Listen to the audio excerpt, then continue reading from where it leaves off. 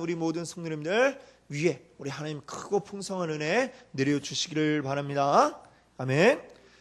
오늘 이제 우리 함께할 이제 제목은요, 부활할 때 받는 유익, 부활할 때 받는 유익에 대해서 여러분과 함께 말씀 나누고자 합니다.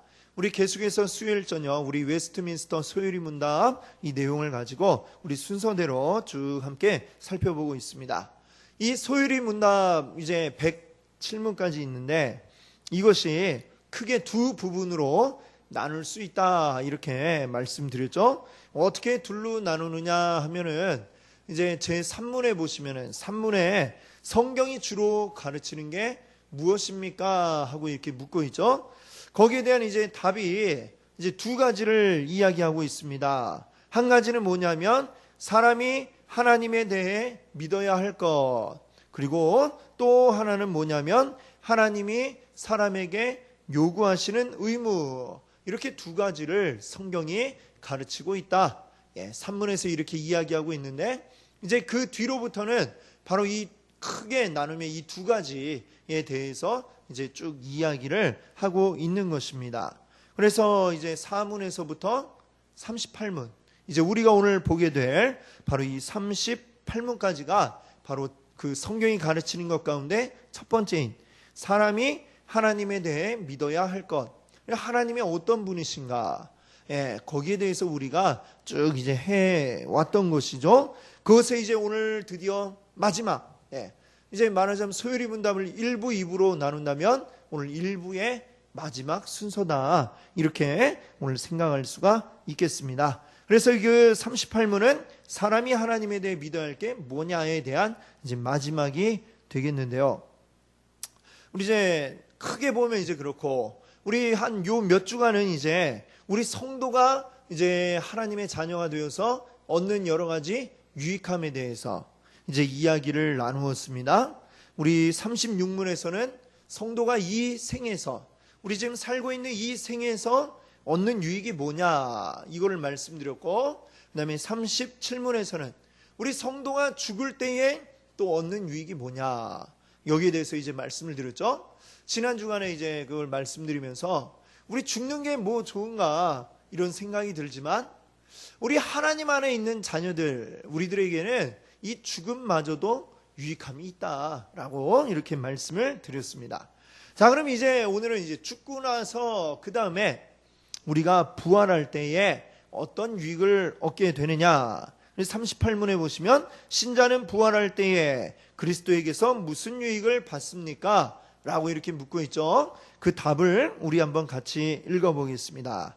신자는 부활할 때에 영광 중에 다시 일으킴을 받아서 심판날에 공개적으로 인정받고 무죄를 선고받으며 영원토록 하나님을 온전히 즐거워하는 완전한 복을 받게 됩니다. 아멘. 자, 우리가 부활할 때 이제 얻는 이 유익함에 대해서 이제 이렇게 이야기를 하고 있는데, 보니까 우리가 한 세 가지로 이것을 나눌 수 있을 것 같습니다. 자, 그래서 우리 순서대로 이제 이야기를 해보자면, 맨 첫 번째 우리가 받는 유익함이 뭡니까? 부활 때에 바로 영광 중에 다시 일으킴을 받는다라고 했습니다. 자, 우리가 소요리 문답을 이렇게 쭉 해나가면서 우리가 가장 그동안 강조해 왔던 것이 무엇이냐? 이 모든 것들이 나에 의해서 이루어지는 게 아니고 누구에 의해서 이루어지는 겁니까?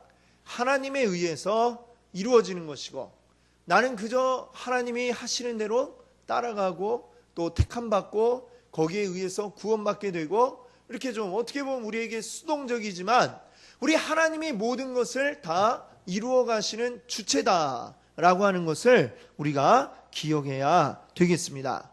자, 우리가 부활 때에도 역시 마찬가지입니다.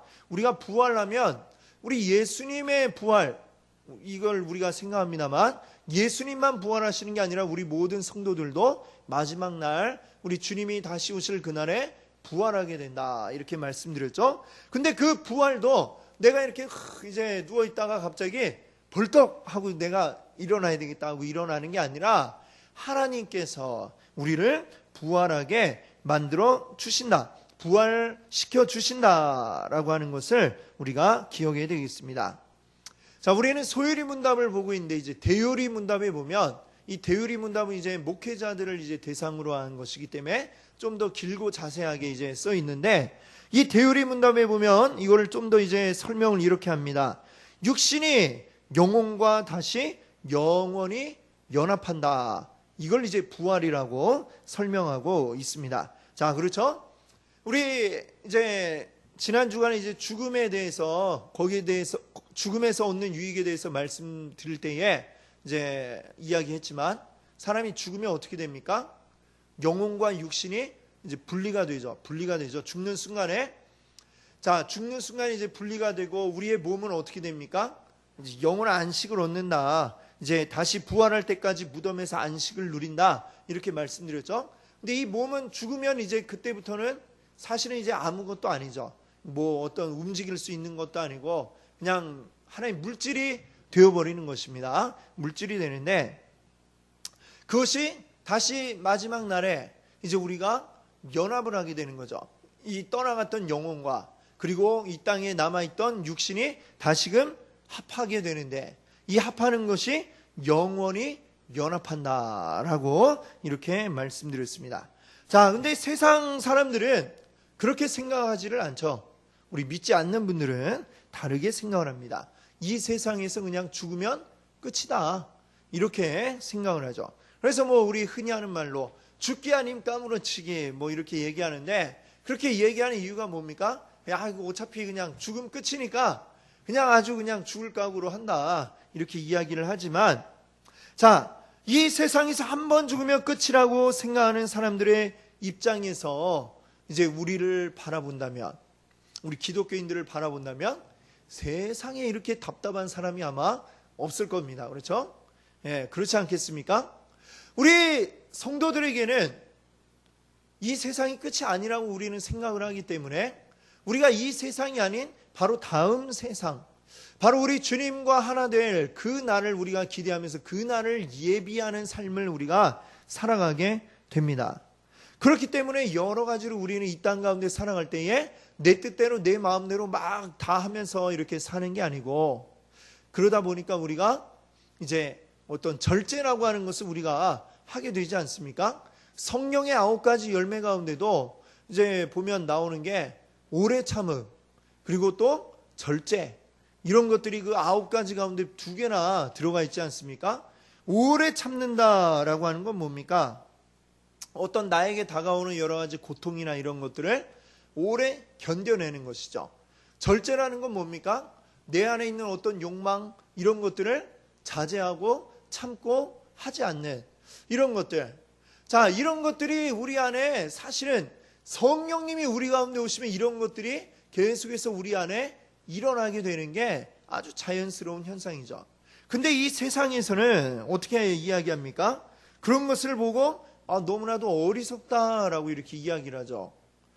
자, 왜냐하면 그 사람들이 이 세상이 그냥 끝나면 끝인데 하고 싶은 거 다 하고 살아야지. 또 뭐 즐거운 거 다 추구하면서 살아야지. 뭘 참고 그러고 사느냐라고 이렇게 이야기를 합니다.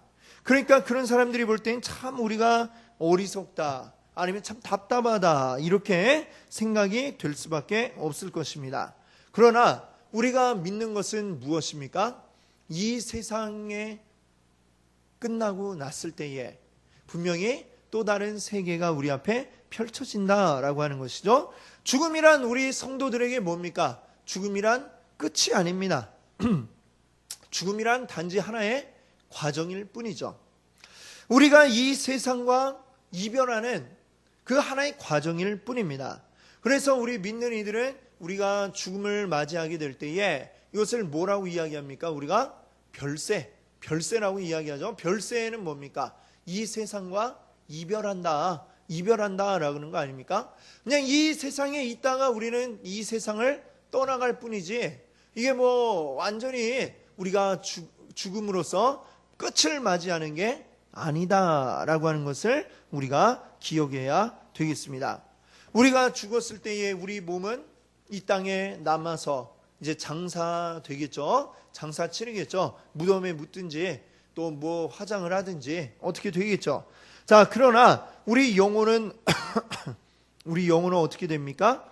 바로 우리 주님께 우리 낙원으로 이제 가게 된다 이렇게 말씀드리죠. 그러나 그 낙원은 또 우리가 영원히 또 있을 것이 아니라 언젠가 다시 주님이 이 땅 가운데 오실 때에 잠시 그곳에 있다가 우리 영혼은 우리 몸과 다시금 연합하게 되고 그래서 부활하게 되는 우리 그 은혜를 누리게 됩니다. 그리고 다시 부활하게 됐을 때 우리는 영원한 하나님의 나라에 우리가 가게 되고 우리가 영원히 하나님과 함께 하나님을 찬양하며 우리가 기쁨을 누리게 되는 것이죠. 자, 그 부활할 때 우리 육신과 영혼이 이제 다시 만나게 된다 이제 말씀을 드렸는데 그때의 우리의 몸은 지금과 같은 듯 하면서도 다르고 또 다른 듯 하면서도 같은 바로 그러한 몸으로 변하게 되는 줄 믿습니다. 우리 정확히 어떻게 되느냐? 뭐 이거는 우리가 경험해 보지 않았으니까 분명하게 말씀드리기는 어렵지만 우리가 어렴풋이 짐작할 수 있는 것은 예수님이 부활하신 후에 이 제자들에게 나타나셔서 보여주셨던 어떤 그 모습들에서 우리가 그 단서를 좀 몇 가지 찾아본다면 분명히 우리와 똑같은 육신 몸인 것은 분명하죠. 제자들과 함께 음식도 나누시고 하셨던 그리고 손의 못자국과 또 옆구리의 창자국도 만져보게 하시고 분명히 만져지고 그 창의 자국, 못자국을 만질 수 있는 이 동일한 몸을 가지고 계셨다는 것을 우리가 알 수가 있습니다. 그러나 또 한편으로는 또 다르다는 것도 우리가 알 수가 있죠. 예수님이 분명히 문이 다 닫혀 있고 열려 있지 않은 가운데서 그냥 스르륵 갑자기 싹 나타나시고 때로는 여기에서 말씀하시고 어디 멀리 또 갑자기 순간적으로 멀리 또 이동해서 나타나기도 하셨던 뭐 이런 것들을 우리가 보면서 분명히 우리 몸은 몸이지만 또 뭔가 지금과는 다르겠구나라고 하는 것을 우리가 거기서 짐작해 볼 수 있게 됩니다. 분명한 것은 지금의 이 여러 가지 참 제약이 많은 이러한 몸에서부터 훨씬 더 좋아지는 그리고 변화되는 그러한 우리 육신이 또 우리에게 허락될 것이다 라고 하는 것은 분명한 것 같습니다.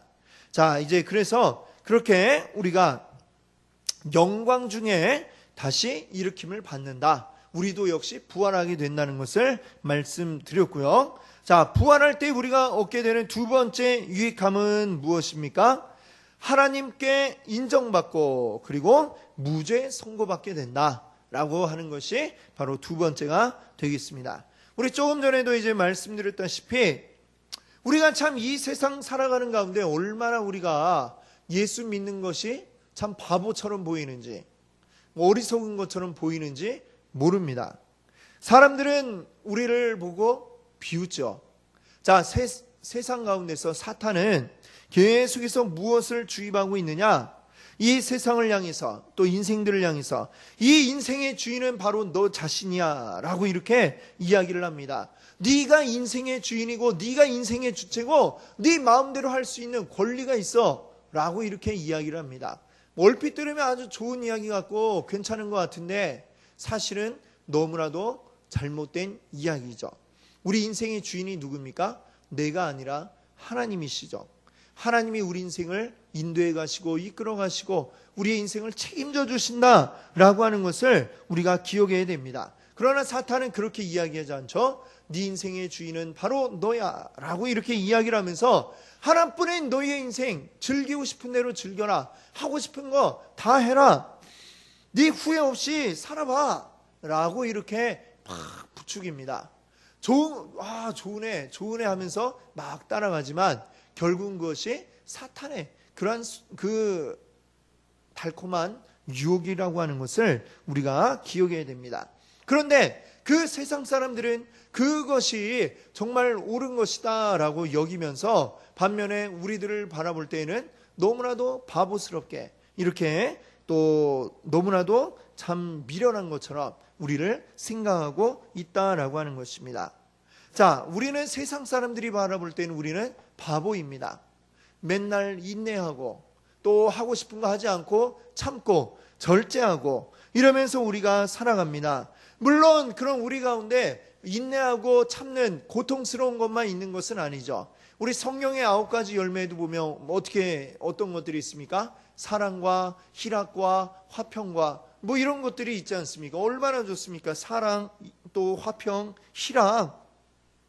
성령 안에서 우리가 사랑도 누리고 화평도 누리고 희락도 누리면서 우리가 그러고 살지만, 그럼에도 불구하고 우리에게 자꾸 어떤 인내와 절제 이런 것들을 통해서 사람들에게 인정받지 못하는, 뭔가 그들과 다른, 평상시에는 뭐 충분히 그것을 우리가 기쁨으로 받아들입니다만 한 번씩 우리 마음에 낙심이 될 때가 있고 또 그럴 때가 있죠. 우리 아무리 열심히 우리 믿는 성도라 할지라도 한 번씩 이게 낙심이 되고 정말 세상 가운데서 정말 바보 이렇게 취급당하는 게 참 너무나도 이 마음에 안타까울 때가 있고, 그것 때문에 또 하나님 앞에 이렇게 막 하소연하게 되는 이러한 때도 분명히 우리에게 있을 때가 있습니다. 그럴 때에 참 내가 왜 이렇게 손해보면서 살아가나, 믿는다는 것 때문에 사람들에게 왜 이렇게 바보 취급을 당해야 하나, 뭐 이럴 때가 있다는 것이죠. 물론 그럼에도 불구하고 우리 또다시 또 주님으로부터 힘을 공급받아서 우리가 극복해 가면서 살아가겠지만, 참 우리가 이 세상 가운데서 인정받지 못하는, 세상 가운데에 인정받지 못하는 이런 안타까움이 어느 마음 한구석에 있는 것은 사실입니다. 그러나 우리가 이 세상을 목표로 우리가 살아가는 게 아니죠. 우리의 목표는 무엇입니까? 여기가 아니라 바로 하나님의 나라, 우리가 죽은 뒤에 하나님과 함께하게 될 그 하나님의 나라가 바로 바로 우리의 이제 가고자 하는 곳이고, 바로 그곳이 우리의 본향 아니겠습니까? 우리의 이 생이 끝나고 나서 다시 언젠가 우리 주님 오셔서 우리가 부활하게 될 때에, 그때 우리는 주님 앞에서 모든 그동안 우리가 무시받고 또 바보 취급당하면서 멸시당했던 이 모든 것들에 대한 보상을 받게 될 것입니다. 그때 우리는 이제 인정받게 될 것입니다. 하나님께서 우리를, 내가 그때 다 너희의 수고하고 애쓴 것을 다 알고 있었다 라고 하면서 우리 하나님께서 우리를 인정해 주십니다. 근데 그 인정하시는 것이 그냥 우리 따로 불러갖고 뒤에서 수고 많았지 하면서 이렇게 그냥 이렇게 비밀리에 인정해 주시는 게 아니라 만천하 가운데 공개적으로 우리의 그 수고하며 애썼던 이 모든 것들을 주님께서 인정해 주실 것이다 라고 이렇게 말씀하고 있는 것입니다. 공개적으로 우리가 인정받게 된다 이렇게 이야기합니다. 마치 마태복음 25장에 보면 이 이야기가 나오죠. 종들에게 자기 재산을 이렇게 나누어 주고 먼 나라로 갔다가 한참 만에 돌아온 어느 부자의 이야기가 나옵니다.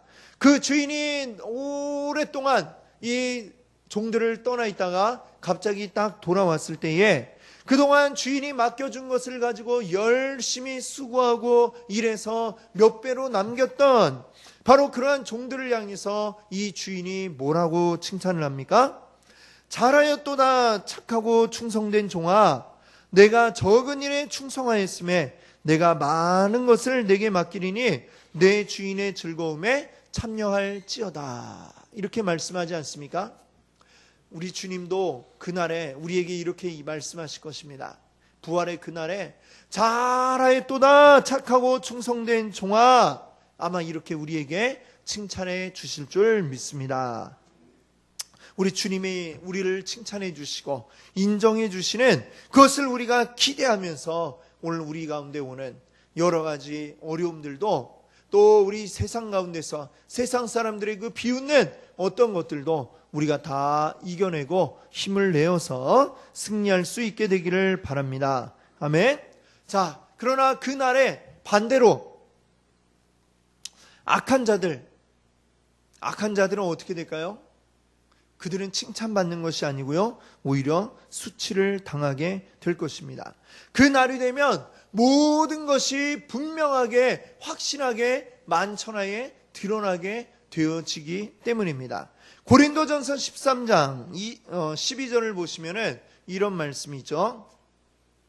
우리가 지금은 거울로 보는 것 같이 희미하나 그때에는 얼굴과 얼굴을 대하여 볼 것이요. 지금은 내가 부분적으로 아나 그때에는 주께서 나를 아신 것 같이 내가 온전히 알리라. 아멘.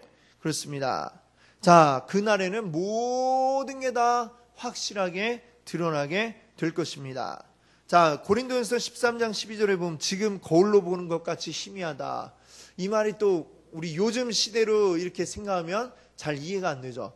거울로 봐도 분명하고 아주 깨끗하고 선명하게 보이는데, 근데 옛날 거울은 지금 같은 거울이 아니었잖아요. 그렇죠? 옛날에는 뭐 이렇게 아주 반짝반짝한 뭐 청동 거울 뭐 이런 거 옛날 역사책에 보면 나오지 않습니까? 그때에는 그냥 희미하게 이렇게 비유하면 될까요? 마치 우리가 밥 숟가락, 그것도 새 거 말고 많이 이제 먹어갖고 기스도 많이 나고 이런 밥 숟가락 가지고 이렇게 딱 얼굴을 보면 보이긴 보이죠. 우리 얼굴이 보이긴 보이는데 희미하고 잘 보이지 않는데 마치 그것처럼 보이지만 그날에 지금은 그렇습니다. 모든 게 드러나지 않습니다. 사람이 아무리 죄를 많이 갖고 있는 자라 할지라도 겉보기에는 정말 의인인 것처럼 착한 사람이었던 것처럼 이렇게 하고 다녀도 우리는 모르고 넘어갈 일이 너무나도 많습니다. 그러나 그날에는 모든 게 다 만천하에 공개가 되고 드러나게 된다는 것이죠. 그날에는 악한 자들의 그 악이 더러운 썩어져 있는 모든 것들이 다 분명하게 드러나서 정말 부끄러워서 어찌할 바를 모르는 그런 일이 펼쳐지게 될 것입니다. 하나님의 너무나도 분명한 그 공의 앞에 이 죄인들은 어찌할 바를 몰라서 숨으려고, 그래서 성경에 보면 그런 표현이 있잖아요. 살아 나에게 뭐 무너질지어다 이렇게 이야기하는, 너무나도 하나님의 그 공의 앞에 드러나는 자신의 죄가 부끄럽고 수치스럽기 때문에 그렇게까지 이야기할 수밖에 없는 게 바로 그날의 악인들의 모습이다라고 하는 것입니다. 그러나 하나님의 자녀가 된 우리들은 그 앞에서 우리의 모든 것을 아시는 주님 앞에 우리는 칭찬받고 또 하나님께 인정받는 그러한 날이 될 것입니다. 물론 우리 스스로를 돌아보면 너무나도 하나님 앞에 부끄러운 자들임을 우리 스스로 잘 알고 있습니다. 우리 역시 하나님, 저에게 너무 죄가 많지 않습니까? 아마 우리 주님 앞에 이렇게 우리가 이야기할지도 모르겠습니다. 그러나 우리 주님 앞에 우리가 그날에 공개적으로 인정받을 수 있는 이유는 바로 무엇입니까? 하나님이 우리를 택하셨을 때 우리를 어떻게 해주셨죠?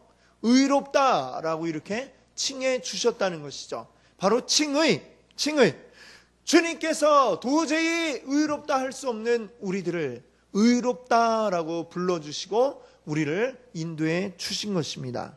그러한 주님의 의롭다 하심을 받은 자들이기 때문에 우리가 그날에 가면 주님 앞에 인정받게 된다는 것을 믿으시기를 바랍니다. 아멘. 지금 우리는 여전히 주님 앞에 거룩하다 칭함을 받았지만 그럼에도 불구하고 우리는 계속해서 거룩하게 되어져가는 과정 아닙니까? 성화의 과정을 우리가 거쳐갑니다. 그래도 아직 우리에게 연약함이 남아 있습니다. 그러나 이게 완전하게 되는 때가 언제나 있습니까? 주님 앞에 갈 때 우리는 완전히 그때에 변화되어서 이제 더 이상 죄에 얽매이고 죄에 끌려다니는 그런 사람들이 아니고요, 온전히 변화된 영화의 단계에 다다른 영화로운 하나님의 자녀의 모습을 가지게 될 줄 믿습니다. 아멘. 그날의 은혜를 우리 기억하시며 기대하시기 바랍니다. 자, 이제 세 번째, 부활할 때 우리가 받게 되는 유익함 세 번째는요. 세 번째 무엇입니까? 여기 38문의 답에 보면 영원토록 하나님을 온전히 즐거워하는 완전한 복을 받게 됩니다. 이렇게 말씀하고 있죠. 자, 근데 이 표현이 보니까 우리가 좀 어디서 많이 들어본 것 같지 않습니까? 우리 소율이 문답 제1문에 보시면 사람의 제일 되는 목적이 무엇입니까? 할 때에 그 답이 뭡니까? 사람의 제일 되는 목적은 하나님을 영화롭게 하고 영원토록 그를 즐거워하는 것입니다. 자, 영원토록 우리 하나님을 즐거워하는 것, 이게 바로 뭡니까? 우리 사람의 제일 되는 목적이죠. 자, 우리가 부활하게 될 때에 우리 주님 다시 오셔서 부활하는 날 우리가 하게 되는 것, 그게 뭡니까? 영원토록 하나님을 온전히 즐거워하게 될 것이다, 이렇게 말씀하고 있습니다. 우리 사람이 비로소 사람의 그 목적을 완벽하게 수행할 수 있게 된다라고 말씀하고 있는 것이죠. 이 세상에 있는 모든 것들이 다 만들어질 때에는 어떤 목적을 가지고 만들어집니다. 그리고 그 목적을 다 했을 때에 그 물건의 가치가 제대로 이제 매겨질 수 있고, 그걸 우리는 아름답다, 이렇게 아마 표현을 할 수 있을 것 같습니다. 자, 우리 회칼 아시죠? 회 뜰 때 이제 사용하는, 주방에서 주방장이 요리를 할 때에 이 회칼을 가지고 요리를 이제 할 재료를 다듬고 막 잘 이쁜 모양을 만들어서 훌륭한 요리를 만들어낼 때에 이 칼의 사용은 제대로 그 목적을 다하는 사용을 하게 되는 것이고, 그때에 이 칼이 아름답다라고 이렇게 불려질 수 있을 겁니다. 근데 이 회칼이 다른 데 가서 이제 사용이 되면 뭐 조직폭력배들이 뭐 이걸 막 품고 다니면서 사람을 협박하는 데 쓰고, 아니면 다른 사람을 상해하는 데 이제 쓴다, 이러면 이 칼이 제대로 온전히 사용되어지는 것이 아니게 되겠죠. 자, 우리 사람도 역시 마찬가지로 사람의 목적을 제대로 우리가 완전하게 이루어낼 때에 온전한, 쉽게 얘기하면 사람 구실을 하는 것이다, 이렇게 얘기할 수가 있을 것입니다. 바로 그게 뭡니까? 우리가 하나님을 즐거워하는 것이다, 이렇게 말씀할 수가 있습니다.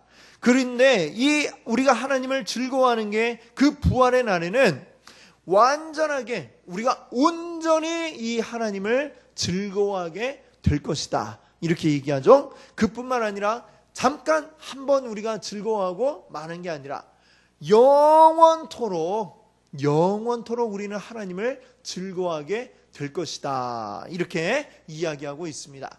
부활할 때에 우리가 누리게 될 복이 바로 이것인데요. 그리고 이것을 이야기하기를 뭐라고 합니까? 이게 바로 완전한 복이다 라고 이렇게 이야기합니다. 자, 완전한 복 중에 복, 최고의 복, 이게 바로 무엇이냐? 뭐 세상 사람들이 생각하는 것처럼 뭐 벼락을 7번 맞고 살아날 확률로 당첨이 된다는 그 로또에 우리가 당첨이 되는 게 이게 완전한 복이 아니라, 우리가 영원토록 하나님을 온전히 즐거워하는 이것이 바로 복 중의 복이요, 최고의 복이요, 완전한 온전한 복이다 라고 이렇게 말씀하고 있는 줄 믿습니다. 아멘, 할렐루야. 예, 바로 이러한 온전한 복을 우리 성도들이 누리게 될 줄 믿습니다. 아멘. 우리가 이제 이렇게 소율이 문답 가운데 이제 그 일부라고 할 수 있는 그 내용들을 우리가 38문까지 오면서 우리가 쭉 살펴봤습니다. 지금까지 오면서 봤던 이 모든 내용들, 사실 이 하나하나가 사실 모든 게 다 감동이었다라고 이렇게 생각이 되어집니다. 하나님이 얼마나 위대한 분이신지 지금까지 쭉 이렇게 이야기를 하고 있고요. 또 하나님이 우리를 어떤 큰 계획을 가지고 우리를 만드셨고, 또 우리를 어떻게 인도해 가고 계시고, 어떻게 우리를 구원으로 이끌어 가시는가라고 하는 이 모든 것들이 오늘 우리가 보았던 이 38문까지의 내용 가운데 이것들이 잘 설명이 되어져 있었습니다. 자, 우리 하나님, 오늘 이 38문은 그 하나님 앞에 우리가 가게 되는 것, 그리고 그 하나님 앞에 우리가 온전하게 하나님을 영원히 찬양하게 되는 것, 이게 바로 우리의 큰 복이다라고 이렇게 이야기하고 있습니다. 우리가 영원토록 온전히 하나님을 즐거워하고 그 기쁨을 완전히 누리는 것, 이것이 바로 우리의 온전한 복입니다.